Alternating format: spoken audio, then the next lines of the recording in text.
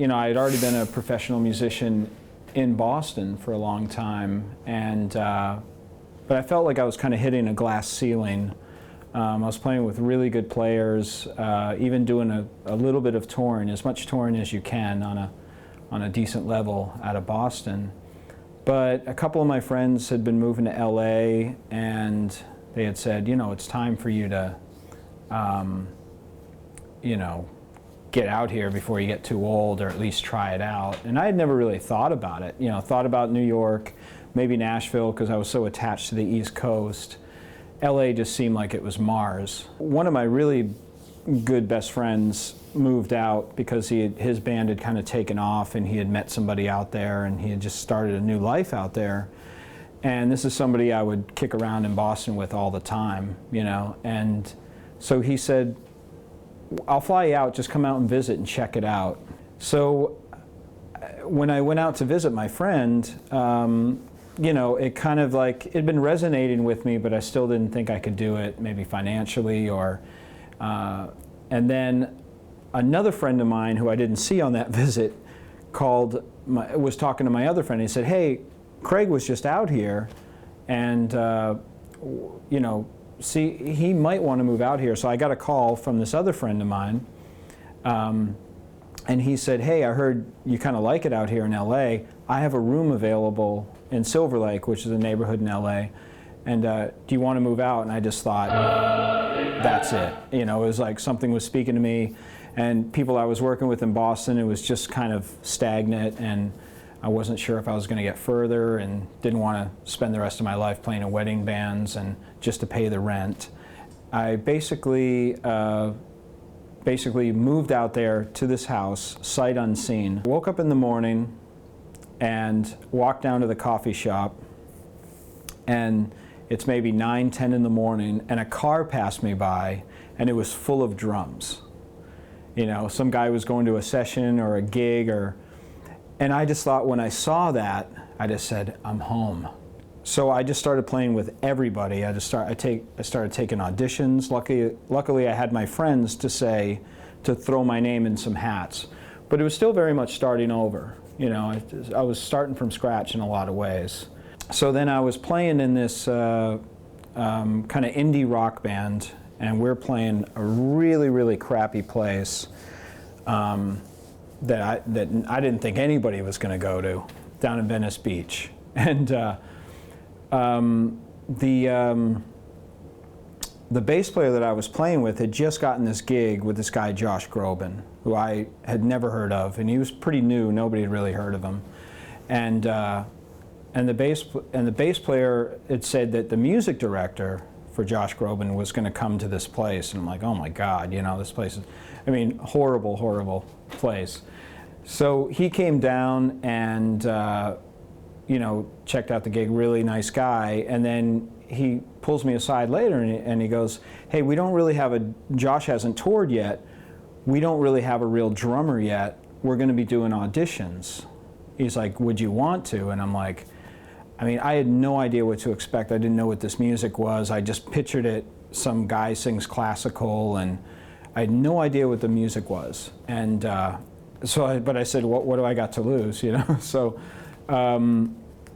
and this is where the game really changed for me, because I really learned, you know, to not be afraid and just try it out.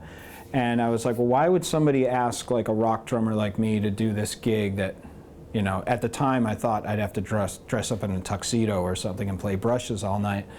And that was quite the opposite of what the gig was. But it really opened my mind, and so I got the music. I got Josh's first record, and it's all drum programming, and it's all this very lush, kind of busy electronic percussion, and just, you know, the drums are very buried, and there's not really any real drums. It's very programmed and kind of a lot of sequencing going on. I didn't really know how to approach it. I didn't understand the music at all. So I said, you know, so I called the bass player, and I was like, hey, I'm really excited to do an audition, and it'd be wonderful to get a big gig, you know. And he said, hey, we just did this PBS special, And it's not even out yet. But J.R. Robinson played drums on it because David Foster produced it, and so they just needed a drummer to do this particular PBS special. J.R. was not going to tour with them or anything.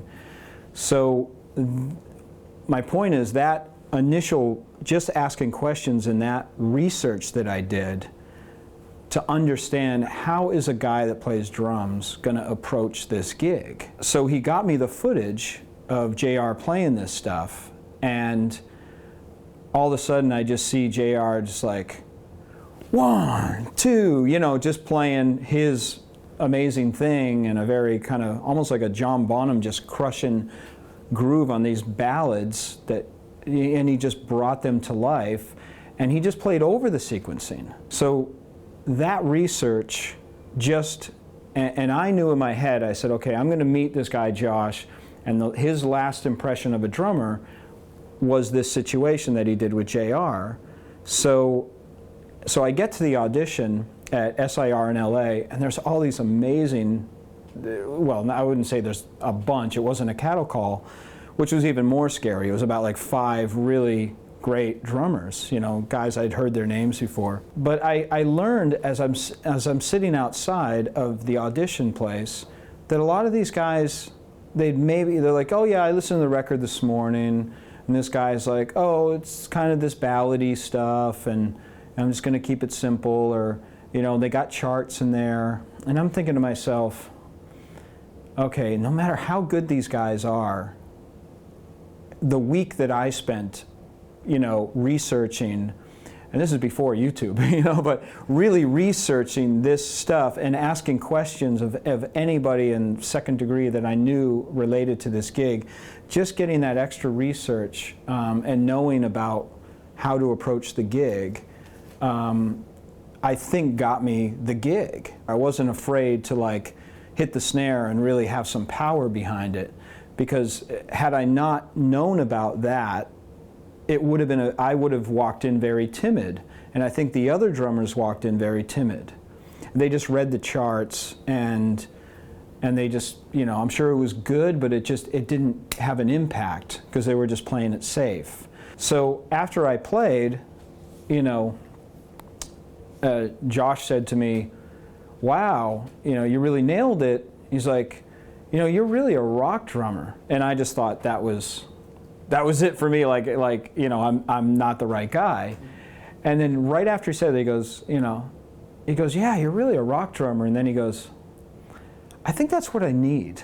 That was a huge game-changing moment, because it was a gig that, like I was saying, had nothing to do with my musical vocabulary. Had I not done the research, I would have second-guessed the situation, and I wouldn't have been myself. Don't be afraid to walk into a gig that's so different, but bring your identity to it, And knowing that information that came before me, I was at least able to do it my way and not be afraid.